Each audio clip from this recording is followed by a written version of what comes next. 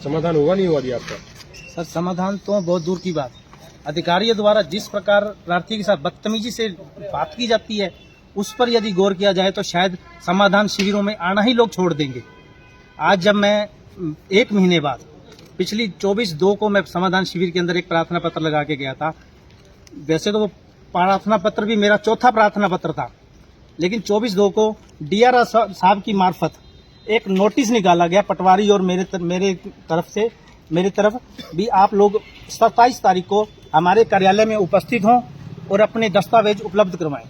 मेरे द्वारा 27 तारीख को सुबह 11 बजे ही समस्त दस्तावेज उपलब्ध करवा दिए गए, लेकिन आज 25 तारीख हो गई तीसरे महीने की। दूसरे महीने का वाकया था, आज तीसरा महीना, लेकिन आज तक कोई कार्रवाई नहीं की गई डीआरओ साहब के द्वारा। आज जब मैं आया बीडीओ साहब बैठे थे और कोई अधिकारी तो उस समाधान शिविर में था नहीं, कुर्सियां खाली पड़ी थी।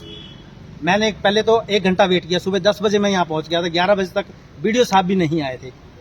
समाधान शिविर शुरू ही 11 बजे हुआ, उसके बाद भी कुर्सियां खाली, उच्च अधिकारी एक भी नहीं था। जब बीडीओ साहब को मैंने अपनी प्रार्थना पत्र दिया तो उनका कहना था कि आप बेवजह प्रशासन को परेशान कर रहे हैं, जबकि पक्ष उनका ये होना चाहिए प्रशासन द्वारा हमें परेशान किया जा रहा है। 32 सालों से धक्के हम लोग खा रहे हैं और उल्टा इल्जाम मेरे पर ही लगाया जा रहा है कि प्रशासन को आप परेशान कर रहे हैं।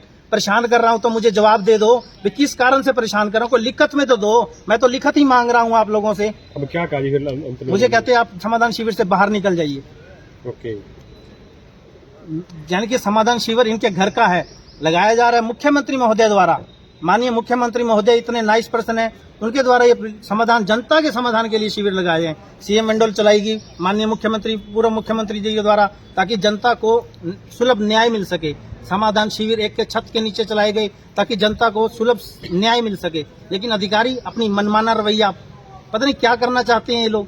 तो अब मुख्यमंत्री से मिलेंगे जी आप इस मामले? जनाब, यदि यही हाल रहा, मुझे लगता है कि एक दिन तो धरना देना पड़ेगा यहाँ पर, उसके बाद यहीं से पैदल मार्च करता हुआ निकलना पड़ेगा। और क्या यही हल है? जिस हिसाब से आज वीडियो साहब ने बदतमीजी से बात की, उस लहजे के हिसाब से मेरे को तो यही लगता है कि यहाँ सुनवाई नहीं है। हमें लगता है मुख्यमंत्री साहब को मिलना भी चाहिए, क्योंकि मुख्यमंत्री लगभग संज्ञान जो है हमारी सूचना है ले रहे हैं इस मामले में, तो हो सकता है इस मामले में भी इसी होप के साथ ही मैंने मुख्यमंत्री महोदय द्वारा चलाए गए समाधान शिविर में ही ये शिकायत प्रार्थना पत्र लगाई।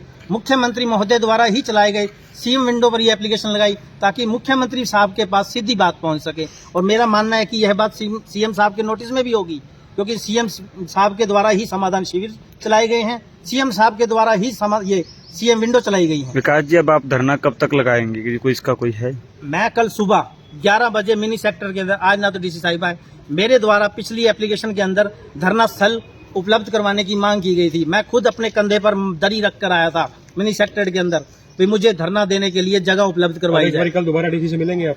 मैं मिलूंगा, मैं 11 बजे आऊंगा। डीसी साहब ने कोई मामले को संतोषजनक जवाब नहीं दिया तो उसके बाद मिनी सेक्टर की इसी जगह पर मेरी दरी बिछी हुई नजर आएगी आप लोग। ठीक है, उसके बाद मुख्यमंत्री के पास? उसके बाद का मामला सर, हो सकता है जैसे हिसार के अंदर उस बंदे ने किया, हो सकता है रोहतक के अंदर उस बंदे ने किया, उस राह पर भी जाना पड़ सका तो मैं पीछे नहीं हटूंगा। ठीक है।